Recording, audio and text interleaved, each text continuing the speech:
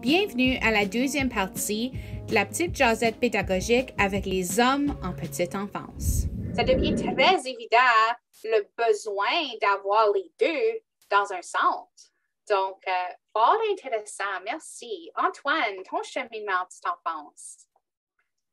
Merci. Bien, premièrement, c'est déjà très intéressant. Puis, ça fait du bien de voir tous les parallèles dans nos parcours. Merci du partage, tout le monde. Donc, c'est ça. Ben, moi aussi, c'était pas nécessairement d'être l'aîné d'une famille, mais c'était quand même être l'aîné de ma petite sœur par une dizaine d'années. Donc, j'ai été élevé autour de femmes. J'ai participé à la naissance de ma petite sœur et aux naissances de mes enfants. J'ai été dans plusieurs contextes qui prônent, je sais pas, ce rapprochement familial.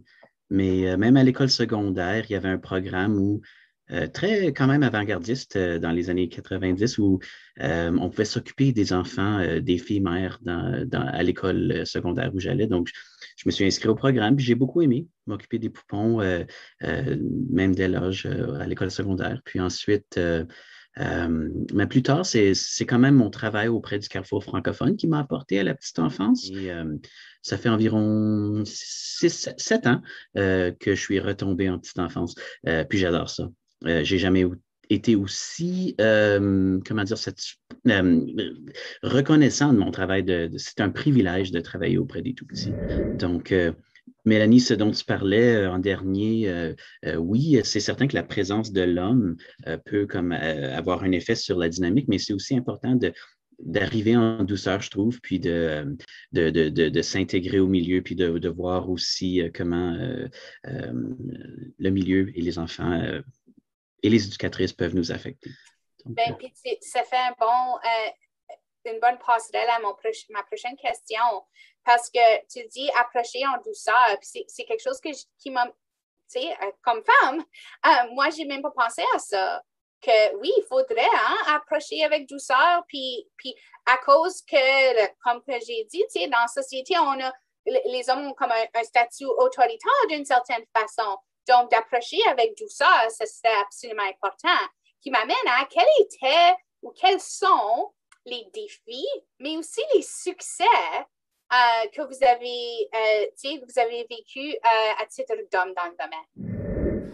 Ben, je dirais on dirait que les hommes sont plus attendus. Hein. Donc, on les attend dans le domaine, on veut qu'ils travaillent dans ce domaine-là. Donc, en arrivant, on les place déjà sur peut-être un piédestal. Et puis, c'est ce qui fait qu'ils peuvent plus performer, ils sont appréciés des enfants.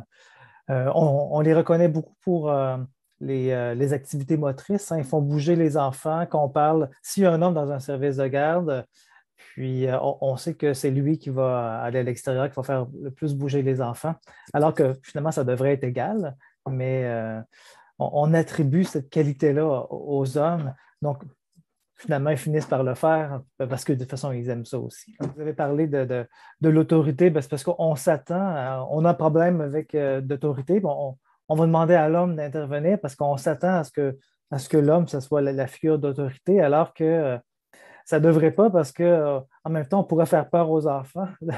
Parce que si on demande à l'homme d'intervenir quand il se passe quelque chose, bien, en fait, tout le monde devrait intervenir pas mal de la même façon là, dans un service de garde. Donc, je pense qu'il faut quand même faire attention aux stéréotypes qui existent, mais que finalement, on véhicule nous-mêmes par des comportements qui sont très genrés, qui sont très sexuels. Une des raisons pour ça, c'était que les seuls hommes que j'avais vus dans le domaine étaient les directeurs de mon école. Exactement. Qu'est-ce que le directeur de mon école fait? Il fait de la discipline et il est très autoritaire. Et comme on veut travailler ensemble pour équilibrer, pour que tout le monde se sente bien dans leur rôle, puis qu'on contribue également au développement de l'enfant. Quand on dit qu'on se complète, bon, c'est vrai qu'on se complète, mais quand on est séparé, on n'est pas incomplet. Donc, il faut faire attention quand on parle de complémentarité parce que une éducatrice qui est avec des enfants, si l'homme n'est pas là, ben, elle est quand même complète, elle offre tout ce dont les enfants ont besoin. Même chose pour un éducateur. Donc, il faut qu'on reconnaisse peut-être nos qualités pour ce qu'elles sont et non pas en les attribuant à un genre, à mon avis.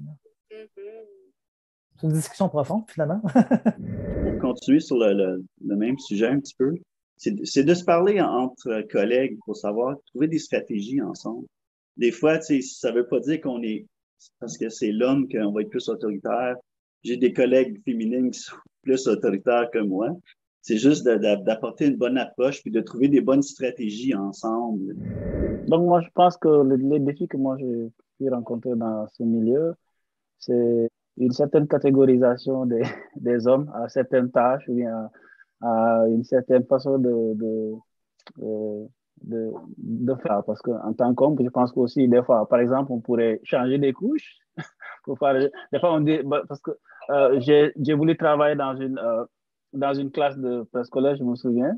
Et puis, ma directrice me dit, non, tu vas juste changer des couches, là, c'est pas fait pour toi. Donc, ça m'avait un peu touché donc, de dire, OK, parce que je suis un homme, je ne pourrais pas travailler dans la classe juste parce que je, je vais changer de course. Donc, je vois aussi, il y a des catégorisations. Donc, quand il y a des tâches un peu lourdes à faire aussi, des fois, bah, on va les confier aux hommes. Donc, cette catégorisation, donc, quand la classe elle est trop bruyante, on dit, oui, monsieur, les enfants, tu dois être un peu plus autoritaire, tout et tout. Donc, quand les enfants un peu déraillent, vous savez, moi, j'ai une classe avec des enfants un peu plus grands, de 6-12 ans, donc, ça me touche des fois. Je vois qu'il y a une certaine différenciation entre les hommes et les femmes sur la manière dont on doit faire ou bien dont on doit agir.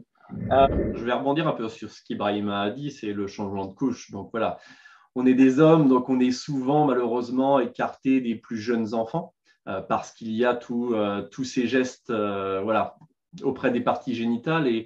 Et ça, c'est quelque chose que j'ai eu lors de mon premier stage où j'ai vraiment été questionné, mais pourquoi, c'était pas dit clairement, mais pourquoi toi, homme, tu as envie de travailler avec les jeunes enfants, quoi. Donc voilà, je m'étais préparé à tout ça.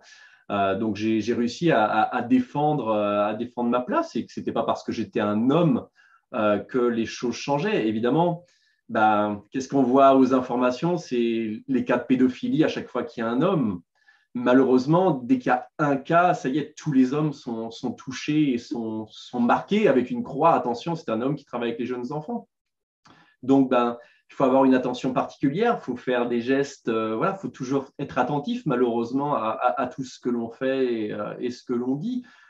Mais moi, ça ne m'a jamais empêché de travailler avec les jeunes enfants. Et voilà, et la récompense, je dirais, de tout ça, c'est de voir les parents, la confiance avec les parents, la communication avec les parents et de se dire, voilà, j'ai réussi à combattre ce préjugé qui est là et qui est prégnant et qui nous pèse sur les épaules quand même au quotidien quand on travaille avec les jeunes enfants. Et voilà, vraiment tout ça, tous les remerciements des parents. Et puis voilà, un petit souvenir que j'ai, c'est 6 mois après avoir laissé les préscolaires aller à l'école, j'étais dans une autre école et de l'autre bout du couloir, il y a une petite fille qui m'a reconnu et qui a couru et qui m'a sauté dans les bras.